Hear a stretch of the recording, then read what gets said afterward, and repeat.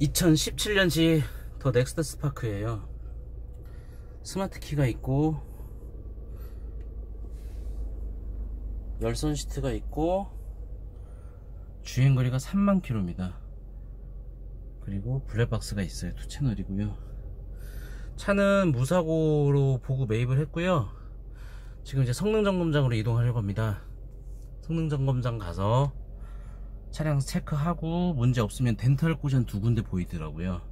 덴트하고 광택 내고 그리고 상품 설명하면서 그 이후로 차량 등급별 차이점, 구입시 주의할 점, 차량 시세까지 말씀을 드리겠습니다.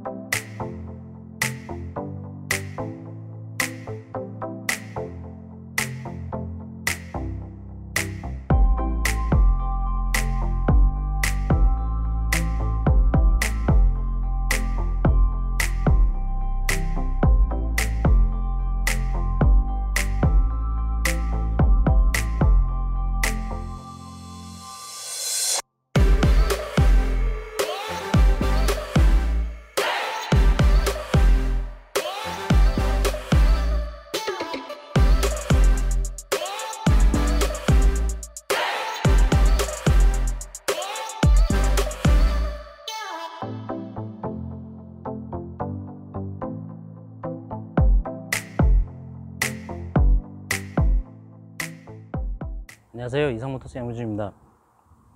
이번 차량은 더 넥스트 스파크예요. 17년 5월식이고 주행거리가 이제 갓 3만 km가 되었습니다. 거의 뭐 좀 오버하면 신차 같은 중고차, 그렇게 말씀드릴 수가 있고요. 이 경차는 레이하고 모닝하고 스파크하고 정말 인기가 식지가 않아요. 이 중고차 시장에서는. 지금 현재는 제가 개인적인 생각은 이제 레이가 가장 인기가 현재 많은 것 같고요. 그 다음에 모닝하고 스파크는 서로 경쟁이 굉장히 심한 것 같은 느낌입니다. 현재 지금 제가 말씀드린 개인적인 거는 상담 오는 게 레이가 굉장히 많아요. 그래서 지금 레이를 갖다 놓고 저희가 영상을 올린 것도 있잖아요.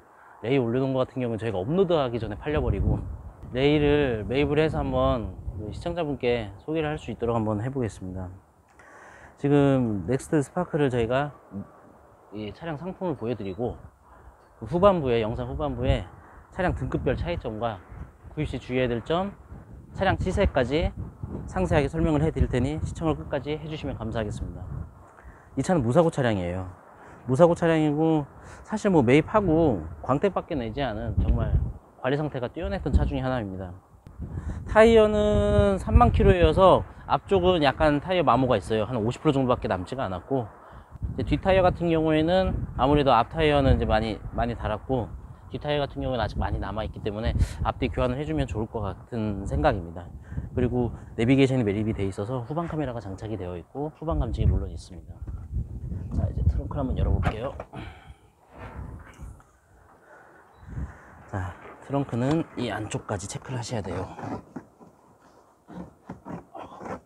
꽉 껴있네. 자, 신차 때 그대로. 이게 LT 플러스라고 하죠. LT 플러스 등급이어서 스마트 키는 옵션이지만 스마트 키까지 있는 차량입니다. 그리고 시동을 걸어서 엔진으로만 보여드릴게요.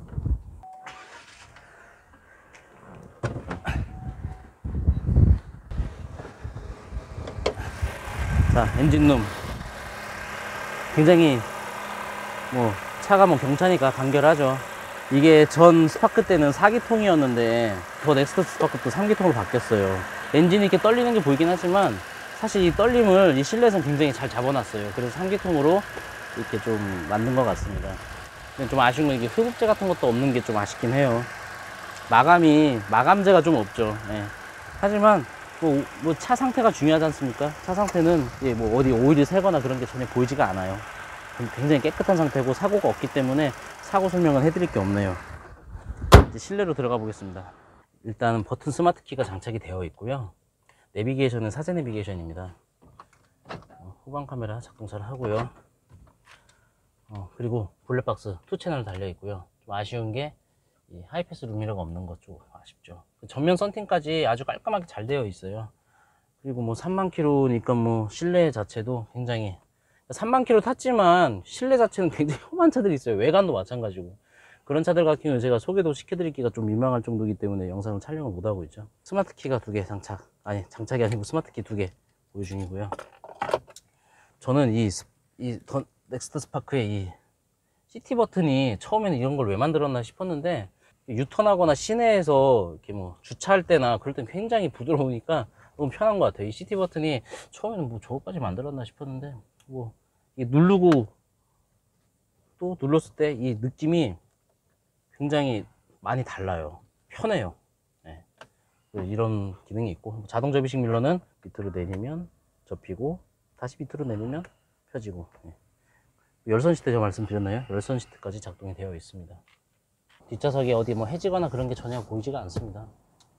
스파크 같은 경우는 뒷좌석에 열선 시트가 없어가지고 그 좀 아쉬운 점이 있긴 있어요. 내가 의자를 많이 빼놔서 그런지 굉장히 좁은 것 같네요.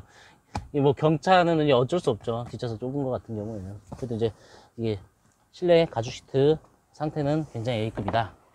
경차 중에 굉장히 선호하는 색상과 또 옵션도 내비게이션 많이 선호하시고, 그리고 버튼 스마트 키도 굉장히 많이 선호하죠. 그래서 좀 욕심을 내고 매입을 해서 지금 시청자분께 소개를 해드리고 있습니다.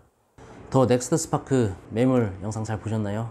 올류모닝 JA하고 많이 비교를 하시죠. 안정성을 생각한다면 스파크를 좀 많이 추천하는 편이고요. 스파크가 그나마 조금 더 튼튼하다고 대부분 이렇게 말씀을 주시고, 자동차 공업사 수리하시는 분들도 좀 더 튼튼한 것 같다고 말씀을 하십니다. 트립별 차이점에 대해서 말씀드릴게요. 일반적인 등급과 에코 등급이 있는데, 에코 등급은 그냥 스탑앤고 정차 시에 시동이 꺼지고 하는 그런 거니까 그냥 크게 LS, LT, LT 플러스, LTZ 이렇게 4가지로 설명을 해 드릴게요.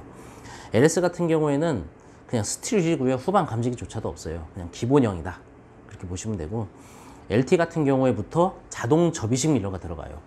그리고 후방 감지기도 기본입니다. 그리고 LT 플러스부터 인조 가죽 시트가 들어가고 열선 시트가 들어갑니다. 그리고 옵션으로 스마트 키가 들어가는데, 대부분 LT 플러스에는 스마트 키를 옵션으로 많이들 추가하셨죠. 그렇게 금액도 비싸지 않았었거든요. 그리고 LTZ 같은 경우에는 사각지대 경보 시스템, 차선 이탈 방지, 전방 추돌, 그리고 크루즈 컨트롤, 마이링크, 그게 기본으로 들어가요. 스마트 키는 선택이었지만 대부분 넣었었죠. 근데 가끔 매물에 LTZ인데 스마트 키가 없는 차들도 간혹 있습니다. 그래서 스마트 키는 무조건 풀옵션에도 있는 건 아니다, 그렇게 생각을 하셔야 돼요. 연식에 따라 트립별 차이가 또 나니까 2016년식 기준으로 말씀을 드렸습니다. 다음으로 차량 구입 시 주의해야 될 점에 대해서 말씀드리겠습니다. 더 넥스트 스파크 같은 경우에는 제가 차량을 판매하면서 지금까지 뭐 구입을 하시고 무슨 문제가 있다 그런 말씀을 들어본 적이 없어요. 아예. 그만큼 잘 만들긴 했나 봐요. 그리고 뭐 차 출시한 지도 얼마 안 돼 가지고 뭐 큰 문제점에 대해서는 말씀드린 게 없어서, 구입하러 가시면 각종 버튼이라고 뭐 에어컨, 그리고 담당 딜러분하고 같이 이동하셔서 차에 리프트 띄워서 하체도 한번 체크하시고, 뭐 누유가 있는지 그런 거 체크하시고 그냥 구입하시면 될 것 같아요. 그래서 뭐 큰 제가 구입 시 주의해야 될 점에 대해서 말씀을 못 드리고 있지만, 차후에 제가 차를 판매하면서 큰 문제점이 발생되거나 결함이 발생된다면 다음 넥스트 스파크 설명드릴 때 말씀을 드리겠습니다. 마지막으로 시세 분포도에 대해서 말씀드린다면, 15년에서 17년까지 더 넥스트 스파크를 보시면 되고요. 한 400에서 800 정도까지 있어요. 근데 800이 또 넘어가면은 그 다음으로 프리미어 그 스파크로 살 수가 있잖아요. 그래서 왜 800까지 있냐면, 주행거리도 많이 짧고 새 차 같은 중고차가 있을 때는 또 그렇게 많이 비싸게 팔리기도 합니다. 풀옵션 같은 경우에 1500이 넘어가요. 그렇게 풀옵션인데 주행거리가 굉장히 짧고 새 차 같은 중고차 같은 경우는 그렇게 800만 원까지도 있다고 보시면 됩니다. 그리고 가장 많이 팔리는 분포도는 한 700에서 800만 원 정도가 가장 많이 팔려요. 그 이유는 주행거리는 뭐 4만 킬로, 3만 킬로 이내, 무사고에 뭐 스마트키, 내비게이션 있는 차들이 가장 인기가 많아요. 많이 찾으세요, 고객님들이. 그런 차들이 근데 대부분 비싸요. 그래서 700에서 800 정도 합니다. 그리고 뭐 스마트 키가 없고 내비게이션도 없고 뭐 주행거리 한 5만 킬로 넘어가고 그러면 당연히 700만 원 이하에도 구입이 가능하시고요.